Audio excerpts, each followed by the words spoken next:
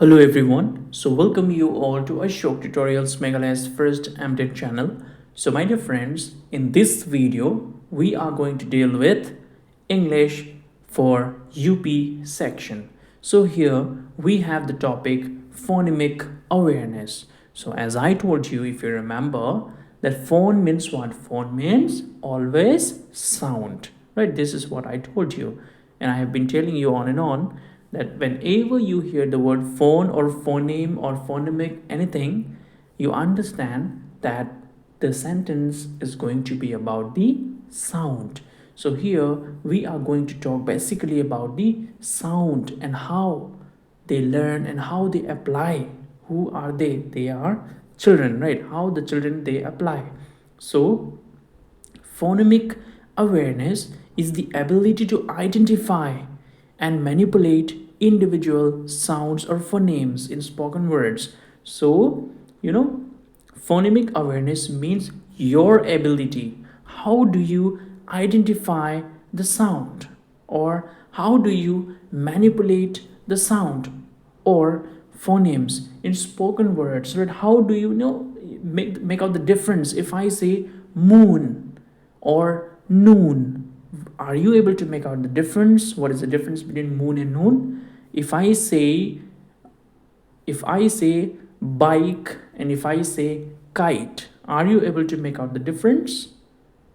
Are you? Or if I say like cat and if I say bat, these are what? These are rhyming words, right? They rhyme together, but they have different meanings. Yes or no?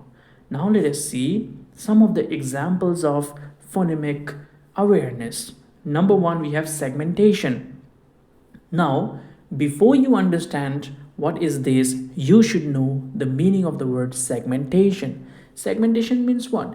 Putting into segment or putting into different categories, right? Segmentation, fragmentation, you have learned in your science classes, right?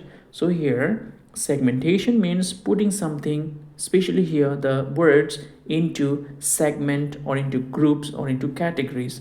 Ask a child to break a word like cat into its individual sounds k, k, t, cat, right? So you can ask a child to segment the word cat into three according to the sound. See, when we say cat, all the three letters they have got sound, yes or no? K, k, a, t. Then only we say cat.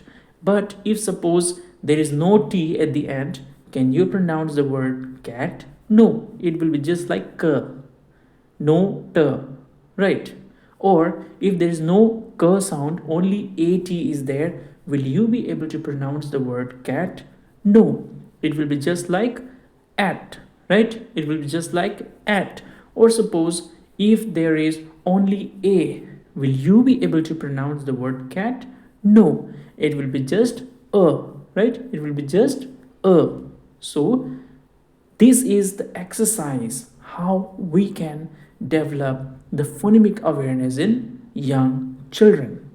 Now blending, give them the sound b, I, g and have them blend them to say the word big.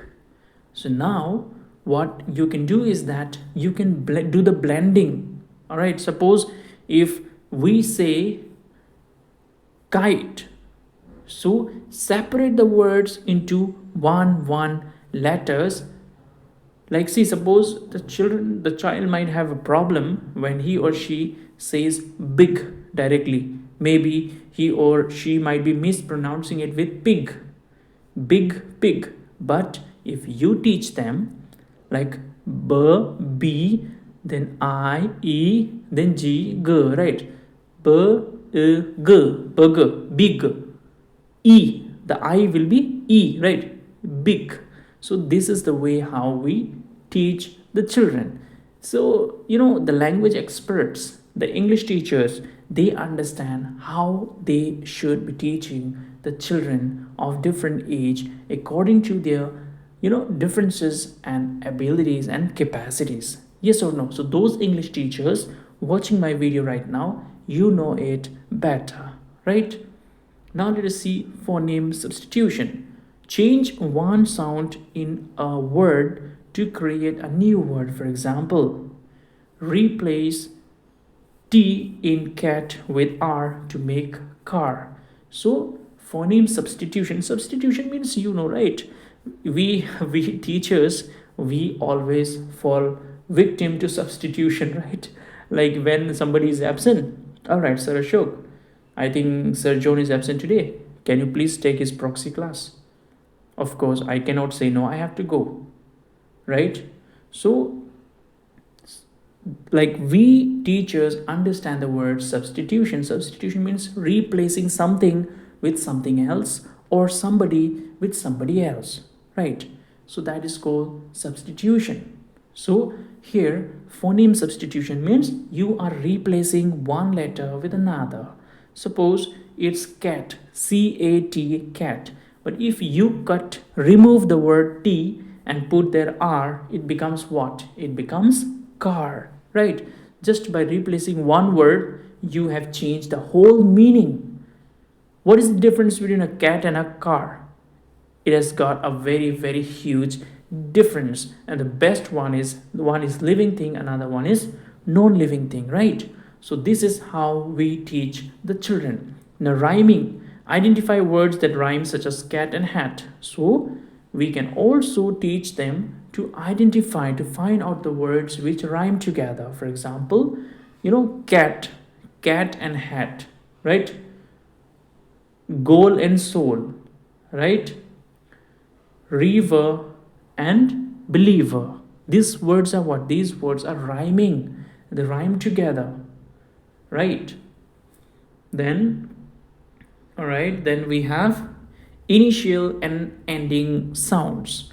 Ask them to identify the first or last sound in a word, like initial sound in dog or the ending sound in moon. So we can also ask the children to find out how the last word sounds and the first word sound of a sentence or of a letter or of a word, right? So suppose if I say bus, so how is the first word sounding in bus? It is b, right? B. And what is the last word? That is sir. So bus. I say it this way, right? Or suppose if I want to say guitar. So the first word is what? The first word is G. G is was what? G, right? G. What is the last word? That is R. R, right? R. So guitar, so that R I'm pronouncing as R, right? So that is what we call it as guitar, right? Now here example is given that ask a child to find out the initial sound of the word dog. D is the first word, first letter sound, right? And the last sound in moon. Moon, no is the last sound, right? Now here these activities, so here lots and lots of activities, formulas, stages, techniques are taught, right? On top you will see segmentation, blending, phoneme, rhyming, initial, ending, coding, encoding. These things you have seen. So what is the use? Why are we learning these techniques? Why are teachers learning these techniques? So let us see. These activities and concept help lay the foundation for literacy skills in young children, setting them on a path towards becoming confident readers and writers. Now, when the teacher is excellent, when the teacher is brilliant, when the teacher is efficient, of course, we know that the children will also be brilliant. When my teacher is an expert of English, then I also will be an expert of English, provided I follow what my teacher says. I practice reading, I practice writing, I practice listening, I practice speaking.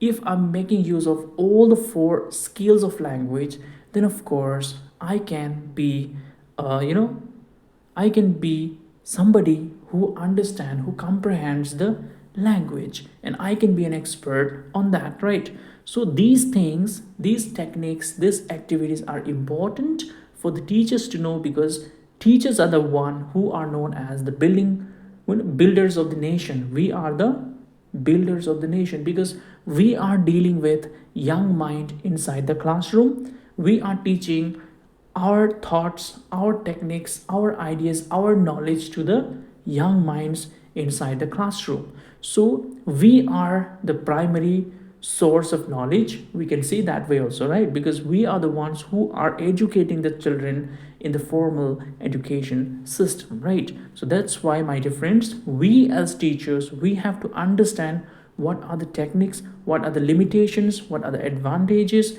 and what we can do as a teacher and as a parents, or as brothers and sisters, as more knowledgeable other, and as the builders of the nation. So right, so that's why, my dear friends, you try to apply these things on yourself also. You see where you are lagging behind and where you are ahead, and eventually or ultimately, accordingly, you try to guide the young generation, your students, right? So I think this is all in this video. So thank you everyone for staying connected with the show tutorials Meghalai's first standard channel. Thank you.